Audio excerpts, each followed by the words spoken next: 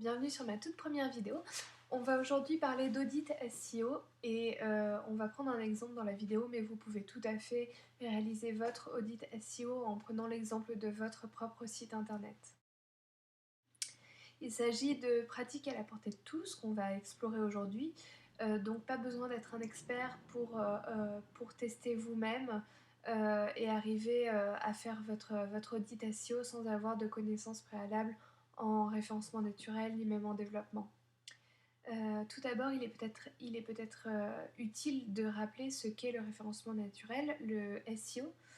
Euh, donc pour un propriétaire de site internet, il s'agit d'exploiter les meilleures pratiques pour obtenir les meilleures positions dans les résultats des moteurs de recherche comme Google.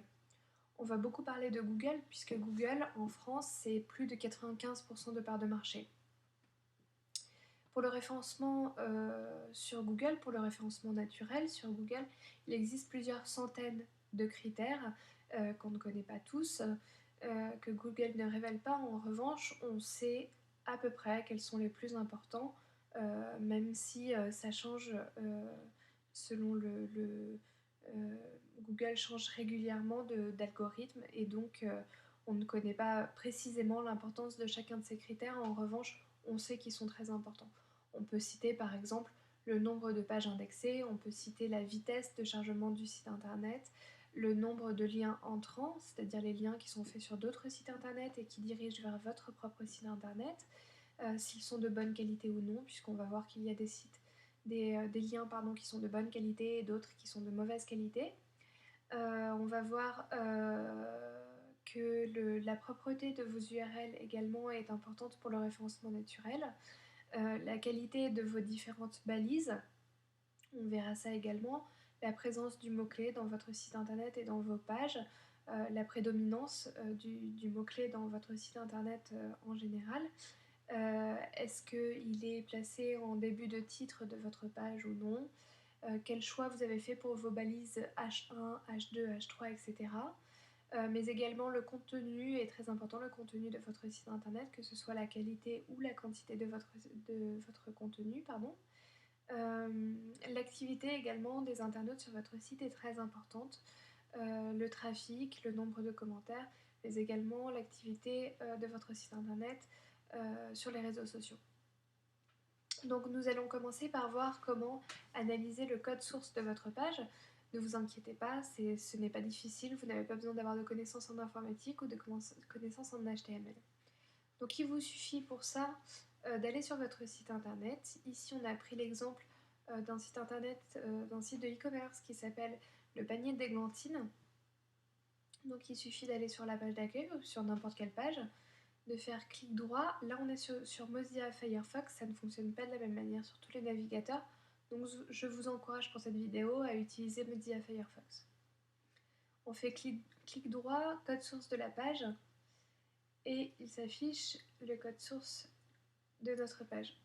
Ne prenez pas peur, ça peut faire peur à des gens qui ne sont pas développeurs ou qui n'ont pas de connaissances informatiques, mais nous n'avons pas besoin pour cette vidéo de connaissances informatiques. Je vais simplement vous indiquer ce qu'il faut rechercher sur cette page et vous verrez si oui ou non vous avez les informations. Je vous encourage chez vous à faire un tableau et à noter les différents éléments que je vais vous citer et à noter si oui ou non votre site remplit bien les critères, les critères pour optimiser votre référencement naturel. Donc code source de la page, on va tout d'abord regarder, donc je vous invite à faire POM F si vous avez un Mac ou CTRL F si vous avez un Windows pour chercher les termes que je vais vous indiquer. Je vais vous inviter tout d'abord à taper IMG dans votre barre de recherche. Théoriquement, vous en avez beaucoup, vous en avez autant que vous avez d'images sur la page où vous êtes. Et donc, IMG, c'est la balise image, et donc c'est ce qui dit à votre navigateur que à ce moment-là, à cet endroit-là, il faut afficher une image sur votre site internet. Oui, mais à votre navigateur, on lui donne plusieurs informations. On lui dit l'image, tu vas la trouver à tel endroit, tu vas la nommer de telle façon, mais également tu vas lui rajouter ce qu'on appelle un attribut, tu vas lui rajouter l'attribut alt. L'attribut alt, à quoi il sert? À la base, il sert à donner un texte alternatif au navigateur au cas où l'image ne s'affiche pas bien, on affiche un texte alternatif. Mais ça, c'est pas vraiment important puisque au final, ce qui est important, euh, c'est le référencement naturel et donc cette balise alt est prise en compte par Google pour le référencement naturel.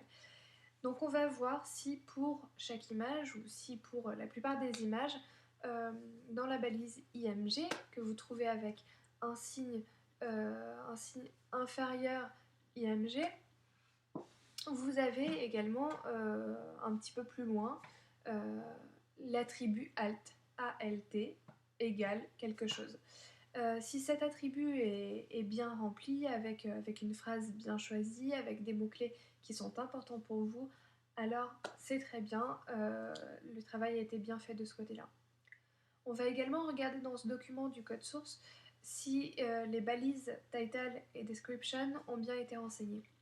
Pour ça, je vous invite à taper le signe inférieur suivi de méta. Généralement, les métadonnées se trouvent en début du code source de la page. Donc vous les trouverez à cet endroit-là. Si vous ne trouvez pas, vous pouvez également taper dans votre barre de recherche description ou title. Généralement, elles se suivent, elles sont pas trop loin l'une de l'autre et vous pourrez ainsi vérifier si les deux informations sont remplies. Qu'est-ce qu'on doit trouver dans ces balises-là? Pour le title, on doit trouver le titre de la page, celui qui s'affiche en haut de votre navigateur quand vous naviguez sur Internet.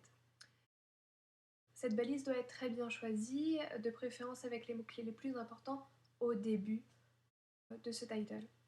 La balise description peut être plus longue puisque elle peut faire jusqu'à 160 caractères me semble-t-il et elle a vocation à expliquer le contenu de la page avec les mots-clés évidemment ou les expressions clés les plus importantes pour le référencement naturel. Une fois que vous avez trouvé ça, vous allez pouvoir aller retourner sur votre navigateur et taper, prendre un nouvel onglet, une nouvelle fenêtre pour taper la chose suivante. Vous allez prendre l'URL de votre site internet de type www.monsite.com /ou .fr /sitemap.xml. Comment ça s'écrit? Donc /sitemap.xml. On va prendre le cas encore du panier d'églantines et on va vérifier si ils ont bien un sitemap. Donc on tape l'URL que je viens de vous donner et on peut savoir qu'il nous dit, on voit sur le navigateur qu'il nous informe qu'aucune information de style ne semble associée à ce fichier XML. L'arbre du document est affiché ci-dessous. Donc en l'occurrence, on n'a pas de sitemap sur ce site internet. Je vais maintenant vous donner l'exemple de mon blog qui dispose d'une sitemap pour vous montrer quel est le résultat qu'on voit quand on a un sitemap. Donc là, il nous dit comment a été généré le sitemap et on voit en dessous une liste de sitemaps. Là, il y en a 4. Donc là, c'est l'exemple d'un site qui a bien le sitemap. Donc tout va bien de ce côté-là. Ensuite, on va vérifier que le site internet a bien un robot.txt. Donc on va faire la même opération, on va prendre un nouvel onglet ou une nouvelle fenêtre, on va taper l'URL du site internet www.monsite.com ou .fr /robot avec un S à la fin, robot au pluriel, .txt.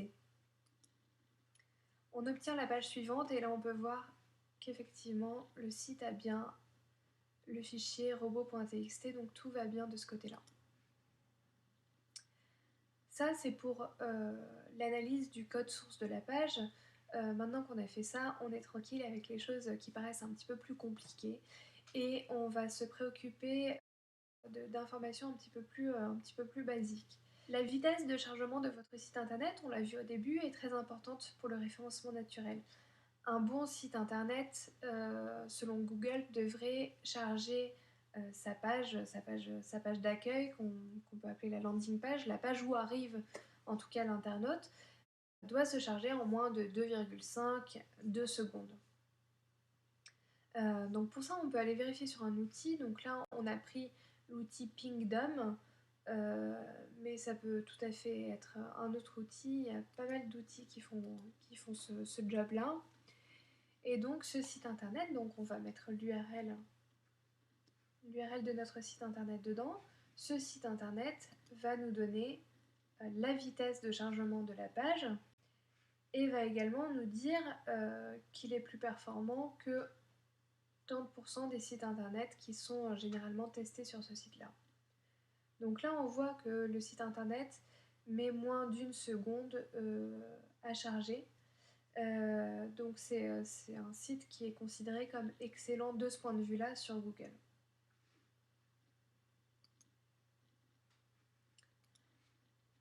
Ensuite, un autre critère qui est assez intéressant et qui est très pris en compte par Google, c'est le nombre de backlinks. Alors il s'agit des liens qui sont faits sur d'autres sites internet vers votre propre site internet. Il s'agit d'un indicateur donc à prendre en compte puisqu'il est très important, mais attention, tous les backlinks ne sont pas de la même qualité.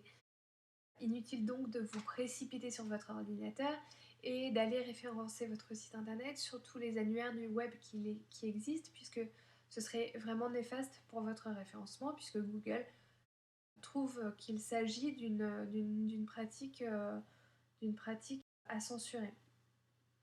En revanche, si des sites liés à votre domaine d'activité ou des sites d'actualité, des sites de presse qui font un article, qui ont une page dédiée à ce sujet-là, font un lien vers votre site internet, là il s'agira de liens de meilleure qualité et donc ils seront pris en compte par Google et permettront de vous faire remonter dans les résultats des moteurs de recherche. Pour vérifier le nombre de backlinks de notre site qui est le panier d'églantine, nous allons nous rendre sur le site alexa.com. Alors alexa.com, de même que le site précédent, vous affiche une page d'accueil avec un champ à remplir avec l'URL de votre site internet. On lui demande de faire la recherche et on arrive sur la page suivante. Donc je vous invite à aller tout en bas de la page où Alexa nous donne le nombre de backlinks qui dirigent vers vers le panier d'églantine et dans votre cas vers votre site internet. Donc là on peut voir qu'il y en a 57, c'est pas mal, ça pourrait être amélioré évidemment, mais ça vous permettra surtout d'avoir un suivi dans le temps du nombre de liens qui sont faits vers votre site internet. Il est également important de vérifier qu'il n'y ait pas de duplicate content sur votre site internet. Le duplicate content, c'est très important. C'est le contenu qui est dupliqué sur plusieurs sites internet. C'est évidemment censuré parmi les bonnes pratiques de Google, c'est absolument pas à faire. On ne fait pas de copier-coller en termes de contenu. Google essaie au maximum de favoriser la pertinence des contenus, la pertinence des résultats dans les moteurs de recherche, donc favorise les contenus qui ne sont pas dupliqués. Et ça, vous pouvez vérifier si par exemple vous avez fait appel à une agence ou à d'autres personnes dans votre entreprise pour créer le contenu. Vous pouvez vérifier que vos pages n'ont pas été dupliquées. Alors pour ça, vous pouvez aller sur un site qui s'appelle Positeo, qui est un outil global en matière de référencement qui ne sert pas qu'à ça, mais il est assez performant pour ça, il permet de vérifier si votre contenu n'est pas dupliqué. Voilà, donc là, encore une fois, vous avez un champ où vous pouvez insérer votre URL et cliquer sur Vérifier. Une fois que Positeo a fini sa recherche, il vous indique les résultats obtenus. Et là, nous n'avons pas pris l'exemple du panier d'églantine puisqu'il n'y avait pas de duplicate content. D'ailleurs, il y a très peu de contenu sur ce site internet, donc ça n'aurait pas été très intéressant. Mais nous avons pris cet article-là. Donc j'ai tapé qu'est-ce que le web 2.0 et j'ai trouvé cet article sur internetactu.net qui a rédigé un article à ce sujet le 29 septembre 2005. Donc j'ai pris l'URL de cet article,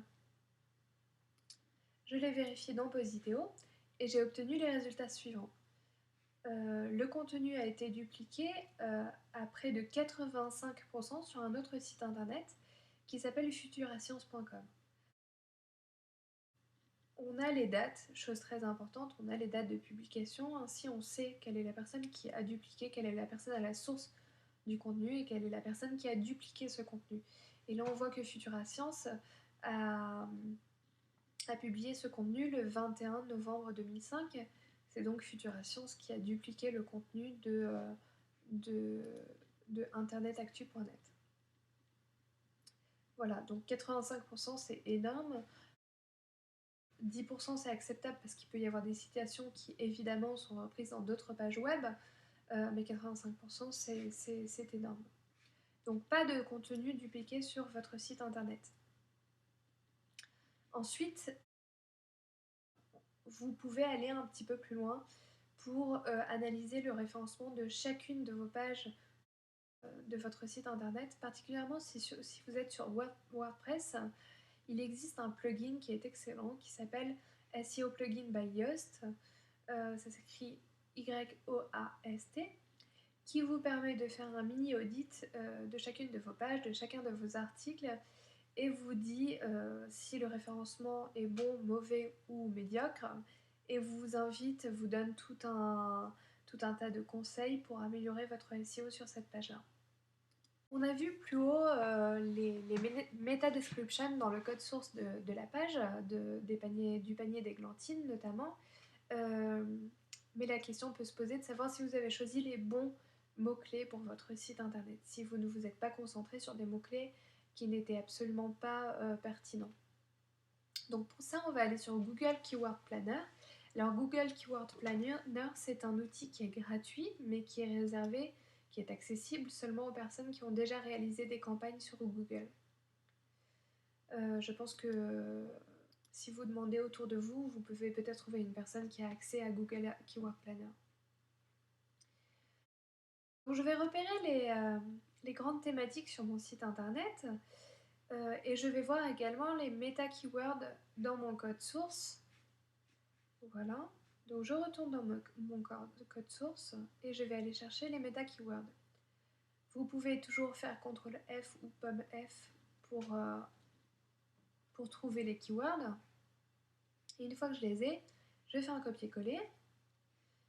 Je vais dans Google Keyword Planner et je lui demande de les analyser. Ainsi, j'obtiens les résultats en termes de nombre de recherches par mois et je peux voir si les mots-clés que j'ai choisis sont les plus pertinents par rapport à ceux qui me viennent à l'esprit quand j'observe les pages de mon site internet. Je peux également m'inspirer du code source des sites internet de mes concurrents, voir quels méta-keywords ils ont choisi et regarder sur Google Keyword Planner si ce sont des mots-clés qui sont plus recherchés, sur lesquels il y a plus de concurrence ou pas.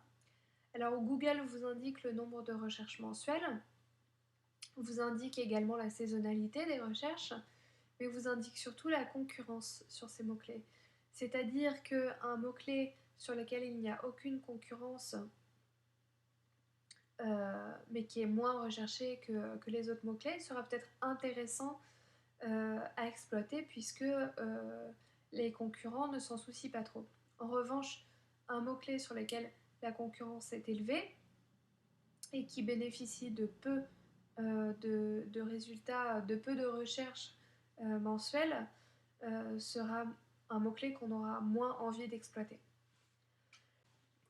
On va maintenant aller sur un outil qui s'appelle SEMrush, qui est un outil en ligne, qui est gratuit dans sa version, on va dire, non avancée. Si vous voulez faire beaucoup de recherches ou aller un petit peu plus loin dans les résultats, il propose des abonnements.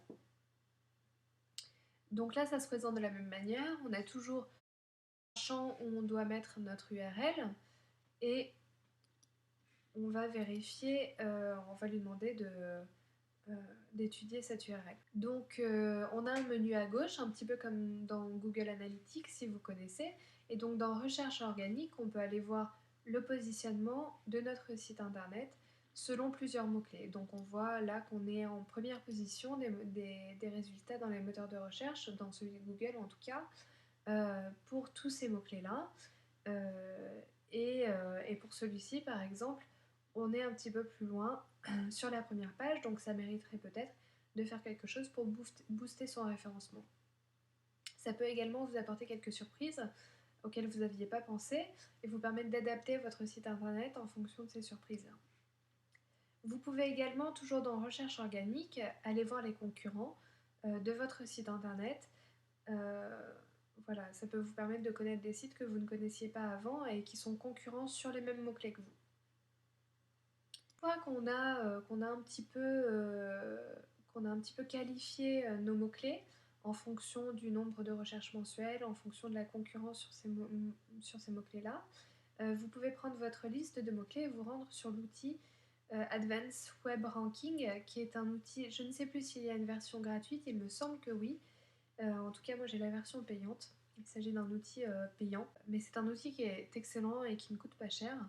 En tout cas, vous pouvez aller enregistrer votre site internet dans cet outil, enregistrer les mots-clés que vous voulez qu'il étudie et voir le positionnement de votre site internet sur tous ces mots-clés-là.